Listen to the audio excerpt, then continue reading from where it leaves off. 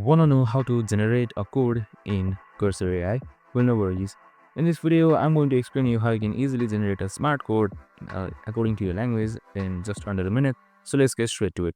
Now, first things first, you need to open up Cursor AI. So once I've opened it up, you should be provided with this interface right here. So now, once you're under this interface, make sure you create a new file.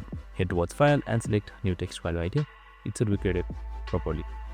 So once you've done that, you can just simply start typing, but this video we are going to generate a code. So for that, you can just simply type Ctrl K, and now here you can just simply type in anything. So right here, as you can see, it should print, "Hi, my name is Max." So this is a really smart way.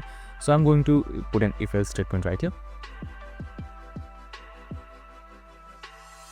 So this is another if-else statement that I'm creating. So as you can see, our Max is 19. So if Max is 19, he goes to school, and if he's not, he goes to college. This is the statement that I gave. So you can just simply see it generating, and after a while it will generate successfully. And that's it. I hope this video helped. If it did, make sure to like, subscribe, and tune in with us for more of these videos. See you in the next one.